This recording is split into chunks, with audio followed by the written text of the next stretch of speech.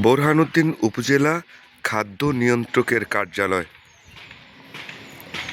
আজ সোমবার সরকারি অফিস খুলে রাখার দিন।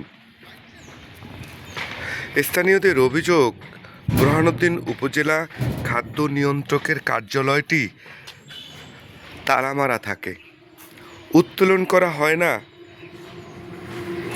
জাতীয় পতাকা।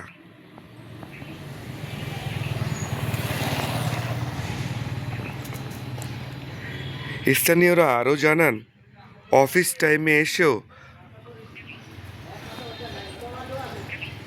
উপজেলা খাদ্য নিয়ন্ত্রক বোরহানউদ্দিন তাকে পাওয়া যায় না। আজ সোমবার দুপুর 12টা। ভিডিও চিত্রে আপনারা দেখতে পাচ্ছেন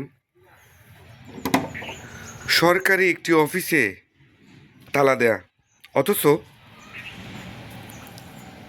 আজকে খুলে রাখার দিন এবং জনগণকে সেবা দেওয়ার দিন। বাংলাদেশ সরকারের বিধি ও বিধান মোতাবেক সরকারি প্রতিষ্ঠানে জাতীয় পতাকা উত্তোলন করা বাধ্যতামূলক, কিন্তু পরিতাপের বিষয়, এই অফিসটিতে দিনের পর দিন পতাকা উত্তোলন করা হয় না এবং জনগণের সেবার নামে হয়রানি করা হয়। অফিসে তালা ঝোলে, কিন্তু জনাব কর্মকর্তা অনুপস্থিত দীর্ঘদিন। সরকার এই বিষয়ে যথাযথ পদক্ষেপ গ্রহণ করবে।